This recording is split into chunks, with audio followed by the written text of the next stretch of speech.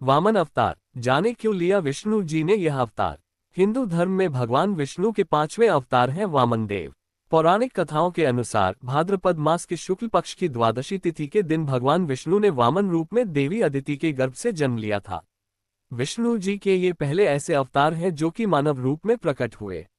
श्री हरि यानी विष्णु जी ने दैत्यों को पराजित करने के लिए एक छोटे बालक रूपी ब्राह्मण का अवतार लिया था। यहाँ छोटे ब्राह्मण बालक को ही वामन कहा गया है। भगवान के वामन अवतार को दक्षिण भारत में उपेंद्र के नाम से जाना जाता है। इनके पिता प्रजापति कश्यप व माता अदिति थीं। भागवत पुराण के अनुसार देवराज इंद्र को स्वर्ग पर दोबारा अधिकार प्रदान कराने के लिए भगवान विष्णु ने वामन अवतार लिया था। विष्णु जी ने ऋषि कश्यप व देव माता अदिति के पुत्र बनकर एक बौने ब्राह्मण के रूप में जन्म लिया। कहा जाता है कि असुरराज बलि ने अपने तपोबल व पराक्रम से तीनों लोकों पर अधिकार कर लिया था।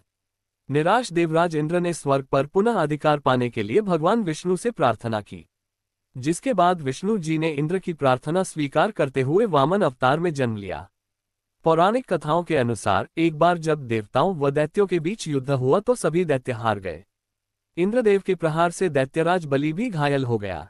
उस समय दैत्यों के गुरु कहे जाने वाले शुक्राचार्य ने संजीवनी विद्या के बल से बलि व अन्य मृत दैत्यों को जीवित कर दिया। यही नहीं, दैत्यों को और बलशाली बनाने के लिए शुक्राचार्य ने एक विशाल यज्ञ कर अग्निदेव को प्रसन्न किया और वरदान में रथ, बाण व अभेद्य कवच हासिल कर लिया। बल मिलने के बाद दैत्यों ने अपनी विशाल सेना को युद्ध के मैदान में उतरकर अमरावती पर आक्रमण कर दिया। वहीं दैत्यों के बढ़ते बल को देख देवराज इंद्र भयभीत हो उठे। वह ये जानते थे कि अगर दैत्यराज बलि 100 यज्ञ कर लेगा तो वह स्वर्ग जीतने में सक्षम हो जाएगा। इंद्रदेव भगवान विष्णु की शरण में गए और मदद की गुहार लगाए। विष्णु जी ने इंद्रदेव से कहा कि वह स्वयं वामन रूप में माता अदिति के गर्भ से अवतार लेंगे और सभी समस्याओं का समाधान कर देंगे। महर्षि कश्यप के कहने पर माता अदिति पुत्र प्राप्ति की कामना करते हुए उपासना करती हैं, जिसके बाद भगवान विष्णु भाद्रपद मास की शुक्ल पक्ष की द्वादशी तिथि के दिन माता के गर्भ से वामन रूपी अवतार में जन्म लेते हैं। भगवान विष्णु अपने इसी अवतार में ब्रह्मचारी ब्राह्मण का रूप भी धारण करते हैं। पुत्र प्राप्ति के बाद महर्षि कश्यप ऋषियों के साथ मिलकर वामन का उपनयन संस्कार करते हैं। उन्हें सभी ऋषियों से कुछ न कुछ भिक्षा भी मिलती है। भिक्षा लेने के बाद वामन बटुक पिता महर्षि कश्यप से आज्ञा लेकर दैत्यराज बलि के पास जाते हैं। जिस समय वामन बलि के पास पहुंचते हैं उस समय वह नर्मदा नदी के तट पर अपना अंतिम 100वां यज्ञ संपन्न करने जा रहे होते हैं।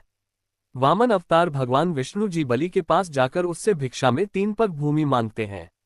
दैत्यों के राजा बलि गुरु शुक्राचार्य के मना करने के बावजूद वामन को 3 पग भूमि दान देने का वचन दे देते हैं, जिसके बाद भगवान के अवतार वामन एक पग में स्वर्ग लोक व दूसरे पग में संपूर्ण पृथ्वी नाप लेते हैं।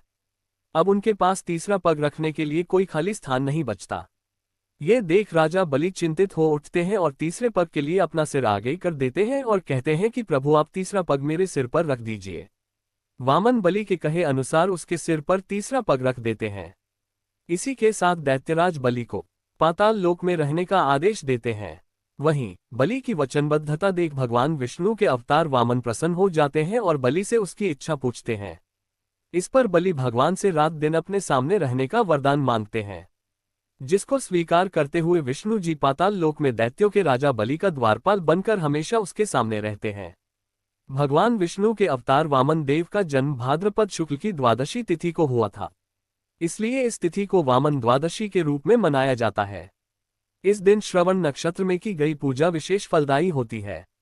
कहते हैं जो व्यक्ति पूरी श्रद्धा से वामन देव की पूजा अर्चना करता है उसके सभी कष्ट दूर हो जाते हैं और मोक्ष की प्राप्ति होती है। इस दिन शास्त्रोक्त विधि से वामन देव की पूजा करनी चाहिए। साथ ही वामन देव के अवतरण की कथा व भागवत पुराण का पाठ करना विशेष फलदायी माना जाता है। वामन जयंती के दिन सुबह जल्दी उठकर स्नान कर लें और साफ कपड़ा पहने। घर में वामन देव की प्रतिमा या फोटो के सामने व्रत का संकल्प लें। वामन देव की षोडोपचार पूजा करें। ध्यान रहे पूजा श्रवण नक्षत्र में ही करें, क्योंकि माना जाता है कि भगवान वामन का जन्म श्रवण नक्षत्र में हुआ था। पूजा पूरी होने के बाद भगवान विष्णु के मंत्रों का जाप करें। साथ ही वामन देव के जन्म की कथा का भी पाठ करें। पाठ करने के बाद भगवान को फल, फूल, नैवेद्य आदि का भोग लगाएं। शाम में पूजा करने के बाद अन्न ग्रहण करके व्रत खोल सकते हैं। ऐसे ही कुछ नया जानने के लिए हमारी चैनल को सब्सक्राइब करो और बेल आइकॉन दबाना मत